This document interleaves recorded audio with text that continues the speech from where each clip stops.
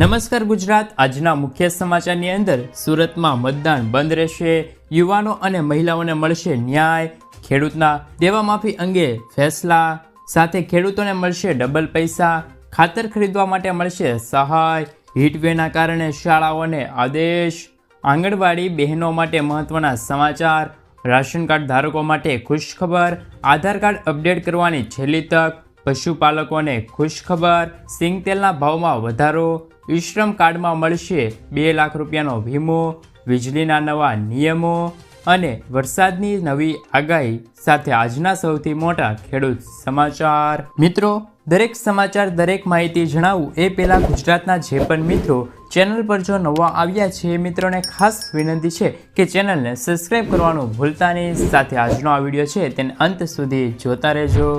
તો મિત્રો, અત્યારના તાજા સમાચારની અંદર વાત કરીએ તો સુરતમાં મતદાન બંધ રહેશે.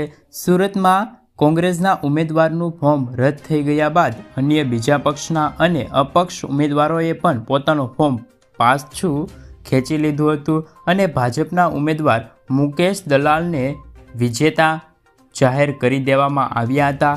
કોંગ્રેસના ઉમેદવારની ભૂલના કારણે પક્ષે આ બેઠક વિના લડાઈ મુકાવી દીધી હતી. બીજેપીના મુકેશ દલાલને બિનહરીફ જીતશે તે નિશ્ચિત છે. હાલની સ્થિતિ મુજબ સુરતમાં 7મી મેના રોજ લોકસભાની ચૂંટણી માટે મતદાન બંધ રહેશે. મિત્રો, ત્યારબાદના સમાચારની અંદર વાત કરીએ તો દેવા માફી અંગે ફેસલો. કોંગ્રેસ સાંસદ રાહુલ ગાંધી દ્વારા દેવા માફીને લઈને સરકાર વિરુદ્ધ પ્રશ્નો કર્યા છે.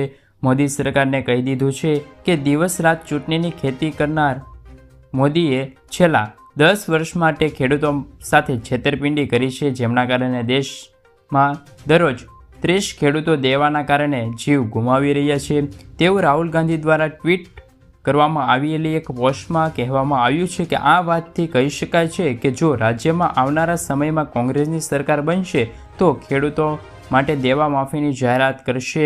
અગાઉ પણ ચૂંટણી વખતે 2 લાખ સુધીના દેવા માફી અંગે કોંગ્રેસ પાર્ટીએ જાહેરાત કરી હતી. મિત્રો, આગળના સમાચારની અંદર વાત કરીએ તો ખેડૂતોને આ યોજનામાં મળશે ડબલ પૈસા. સરકાર દ્વારા ખેડૂતો માટે કિસાન વિકાસ પત્ર યોજના શરૂ કરી છે. ખેડૂતોએ આ યોજનામાં રોકાણ કરવાનું રહેશે. આમાં ખેડૂતને માત્ર ખાતરીપૂર્વક જ વળતર જ નહીં પરંતુ બમણા પૈસા પણ મળશે. આ યોજના હેઠળ ખેડૂતોને રોકાણ પર 7% વ્યાજ મળશે.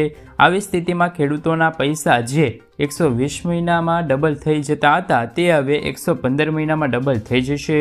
આ યોજનામાં લઘુત્તમ 1000 રૂપિયાનું રોકાણ કરવું પડશે. પોસ્ટ ઓફિસમાં જઈને ફોર્મ ભરવાનું રહેશે. મિત્રો, સમાચારની અંદર આગળ વાત કરીએ તો આજના સૌથી મોટા ખેડૂત સમાચાર. અમરેલી જિલ્લામાં મોટાભાગના ખેડૂતો દ્વારા કપાસ, મગફળી, સોયાબીન, ઘઉં, ચણા તેમજ તલ, સફેદ અને કાળાનું વાવેતર કરવામાં આવ્યું હતું. સાવરકુંડલા યાર્ડમાં મોટી મગફળીના 1296 રૂપિયા ભાવ બોલાઈ રહ્યા હતા.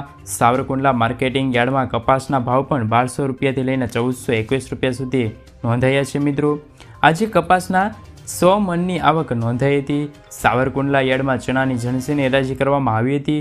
ચણાના ભાવ 1000 રૂપિયાથી લઈને 1421 રૂપિયા સુધી બોલાયા હતા. સાવરકુંડલા માર્કેટિંગ યાર્ડમાં આજે ધાણાની હરાજી પણ કરવામાં આવી હતી.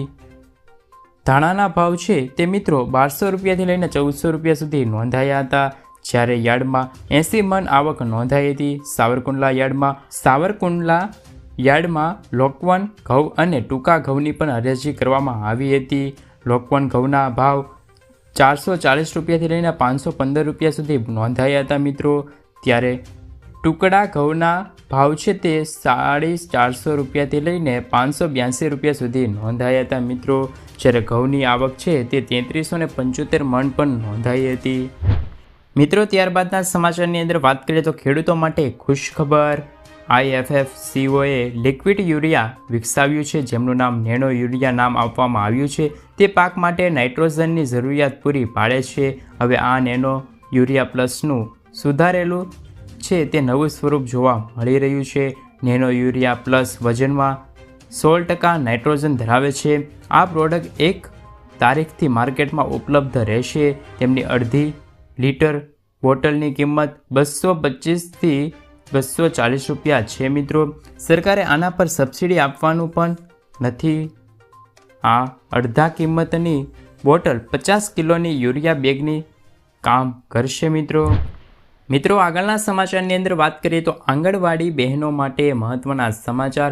કોંગ્રેસના નેતા રાહુલ ગાંધીએ એક રેલી સંબોધતા આંગણવાડી અને આશા વર્કરોને પગાર બમણા કરવાનું વચન આપ્યું છે. તેમણે કહ્યું કે તમામ આંગણવાડી અને આશા વર્કરોની બહેનોની આવક છે તે વધુ મળશે. ચૂંટણી પછી તેમને બમણી આવક આપવામાં આવશે. વધુમાં જણાવ્યું કે સરકાર બન્યા બાદ તેમને 30 લાખ ખાલી પડેલી નોકરીઓ યુવાનોને પણ સોંપવામાં આવી જશે. મિત્રો ત્યારબાદના સમાચારની અંદર વાત કરીએ તો હીટવેના કારણે શાળાઓને આદેશ આપ્યો છે. ગુજરાત હીટવે એક્શન પ્લાનની સૂચના મુજબ સ્કૂલોમાં અમલ કરવા માટે તમામ ડીઈઓ આદેશ કરવામાં આવ્યા છે. જે મુજબ ગરમીની સિઝનમાં સ્કૂલોના સમયમાં નિયંત્રણ કરવા માટે સવારે 9થી 11 વાગ્યા સુધી કરવામાં આવશે. તેમજ ઉનાળા દરમિયાન કોઈ પણ પ્રકારના ઓપન એર વર્ગો ન યોજવા.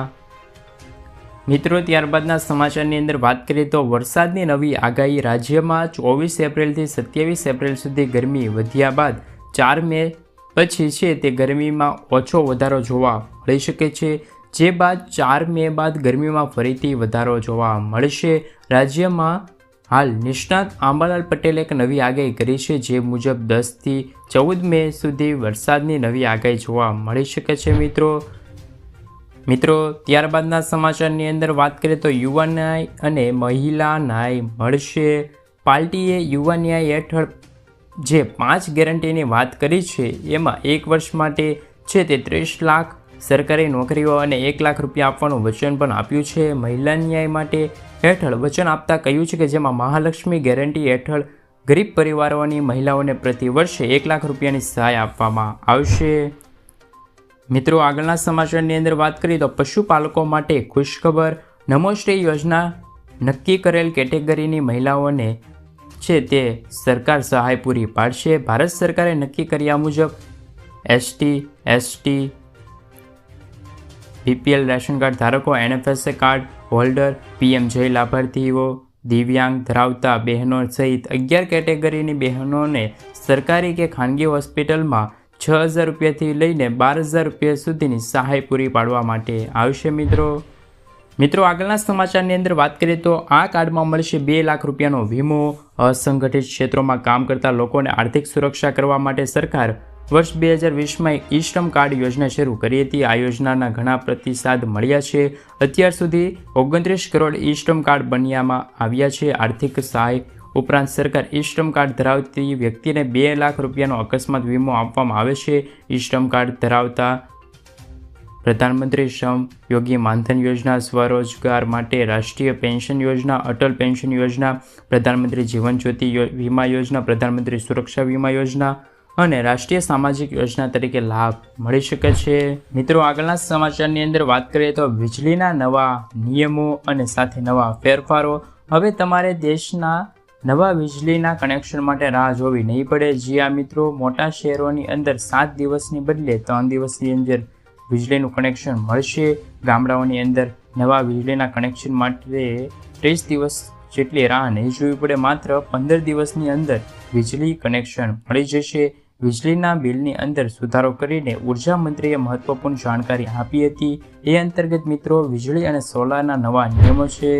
મિત્રો આગળના સમાચારની અંદર વાત કરીએ તો રાશન કાર્ડ ધારકો માટે ખુશખબર. તાજેતરમાં જ રાજ્યના પુરવઠા વિભાગમાં સત્તાવાળાઓએ રાજ્યભરના 7 લાખ જેટલા રાશન કાર્ડ 6 માસથી વધુ સમય અનાજ લેવા ન ગયા હતા તેવાને આધાર કાર્ડ સાથે અથવા તો રાશન કાર્ડ છે તે બંધ કરી દેવામાં આવ્યા હતા તેવા બહાના પણ આપ્યા હતા અને બ્લોક પણ રાશન કાર્ડ કરી દેવામાં આવ્યા હતા. રાશન કાર્ડ ધારકોનો ભારો હોબાળો મચી ગયો હતો. રાતોરાત 7 લાખ પૈકી 3 લાખ જેટલા રાશન કાર્ડ તો ફરી શરૂ કરી દેવામાં આવ્યા હતા. જોકે હજુ બાકી 4 લાખ રાશન કાર્ડો હજુ પણ બ્લોક છે. મિત્રો સમાચારની અંદર આગળ વાત કરીએ તો સિંગતેલના ભાવમાં ફરી વધારો. ખાદ્ય તેલ એટલે કે સિંગતેલમાં 3 દિવસના ડબ્બે 40 રૂપિયાનો વધારો. 3 દિવસમાં કપાસીના તેલના ડબ્બે 60 રૂપિયાનો વધારો. જ્યારે સિંગતેલના ડબ્બે 20 રૂપિયાનો વધારો, કપાસિયા તેલના ડબ્બે 10 રૂપિયાનો વધારો. સિંગતેલના ડબ્બાના ભાવ ₹2800 રૂપિયાની આસપાસ નહીં પણ ₹2700 રૂપિયા સુધી પહોંચ્યા છે. ટૂંક સમયમાં જો ભાવ વધશે તો તે ₹2800 રૂપિયાની આસપાસ પહોંચી શકે છે. જ્યારે કપાસિયા તેલના ડબ્બાના ભાવ 1700 થી લઈને 1760 રૂપિયા છે.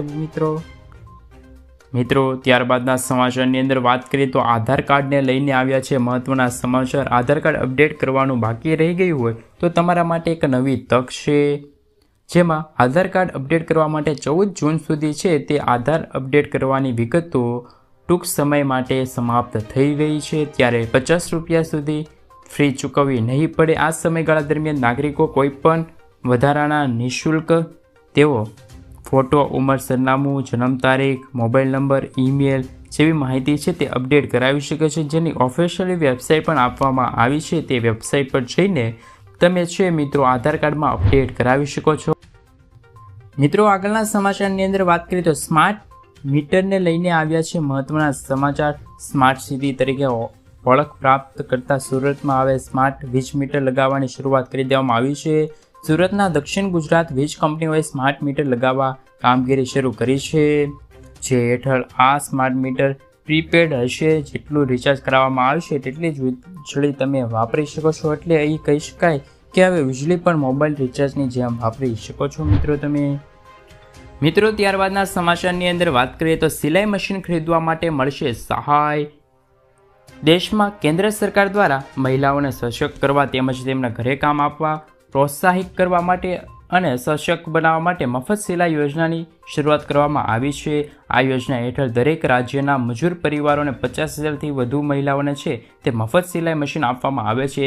ત્યારે અમે તમને એક PM ફ્રી સિલાઈ મશીન યોજના વિશે સંપૂર્ણ માહિતી આપીશું. આ યોજના લાભ મેળવવા માટે તમારા આર્થિક રીતે નબળા પરિવારોની મહિલાઓ છે તેમને ઓનલાઈન અરજી કરવાની રહેશે. હાલ આ યોજના દેશમાં અમુક રાજ્યોને કાર્યકર છે, જેમાં ગુજરાત, મધ્યપ્રદેશ, ઉત્તર પ્રદેશ, રાજસ્થાન, મહારાષ્ટ્ર, કર્ણાટકમાં છે તે આ યોજના શરૂ કરી દેવામાં આવેલી છે.